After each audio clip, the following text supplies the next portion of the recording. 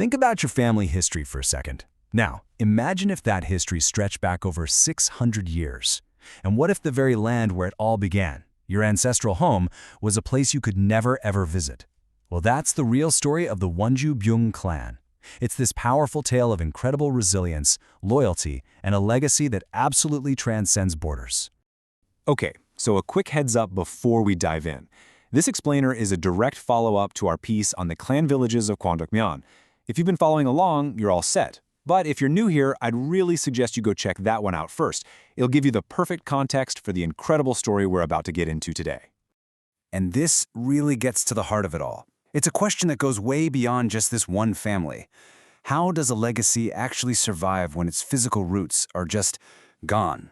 How do you keep your identity when your home is lost to time and politics? That's the big theme we're going to explore. So, our journey is taking us to Kaipang County, to an area called Kwangdeok-myeon. You know, this was a place where generations of families lived their lives, a place that now pretty much only exists in memory and in historical records. Today, we're going to uncover that legacy. Now, this whole region was like a rich tapestry of really distinguished family clans, each with its own incredible history woven right into the land. But for today, we're going to focus on one particular thread in that tapestry, a story that just perfectly illustrates our theme, the amazing legacy of the Wonju Byun clan. To really get a handle on the Wonju Byun clan, we've got to go way, way back. See, their story isn't just a Korean one. It's this international saga that winds its way through some of the greatest empires in East Asian history. What's so interesting here is how this breaks it all down. It turns out there isn't just one Byun clan.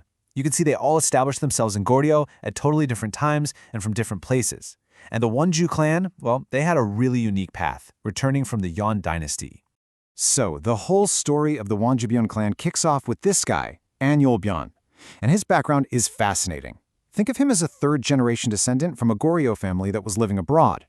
His grandfather had actually moved to the Won dynasty for work, and the family served there for generations. So even though he had Goryeo heritage, he was born and raised in a foreign land before he made that huge decision to return to his ancestral home. You know how in every great family story there's that one pivotal moment, that one event that just sets the course for everything that follows? Well, for the Wonju Byun clan, that moment came with a man named Suk Byun. Suk Byun, who was the nephew of the clan's founder, wasn't just some random guy. He was one of the 8 scholars, an elite group that came with the Yuan princess Noguk to Goryeo when she married King Go-men. So right off the bat, this placed him in the absolute highest circles of society.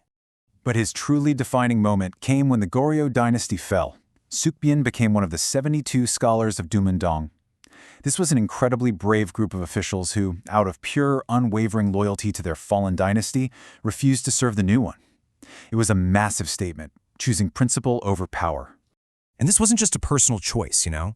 It became a family creed. For 3 entire generations, Suk Byun's descendants honored what he did.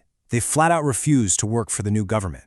I mean, that's a huge decision, and it would end up shaping their family's values and their destiny for centuries. And because of this principled stand, the family ended up putting down roots near Kaesong, in the very region we now know as Kapang. And that's where they stayed, farming the land and building their community for over 600 years, right up until the Korean War tore the entire peninsula apart. But Suk Byun's act of defiance, that wasn't an ending. It was actually a new beginning. His legacy of integrity and service became the foundation of the family's identity, and it inspired generations of truly remarkable people. Just take a second to look at this lineage. We can't go through every single name, of course, but the sheer unbroken line is just breathtaking. This is a chain of history, a living connection that stretches all the way from the 14th century right into our modern world. It's pretty amazing.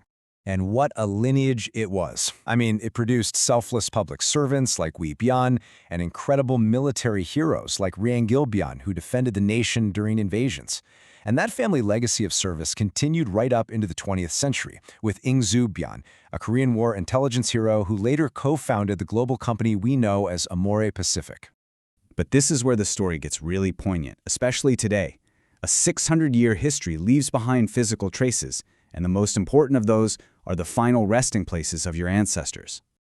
This table really tells a powerful story all on its own. Just look at that status column.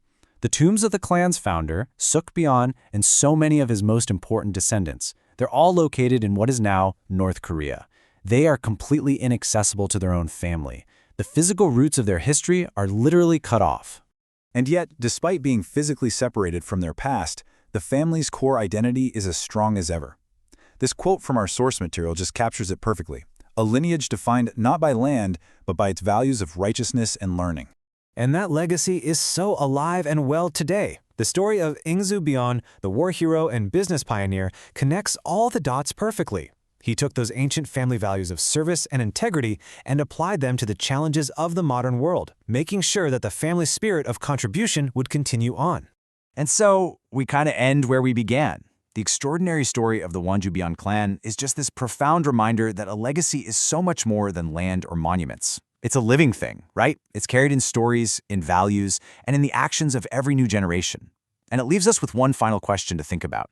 How do we, in our own lives, honor a past whose physical traces we can no longer touch?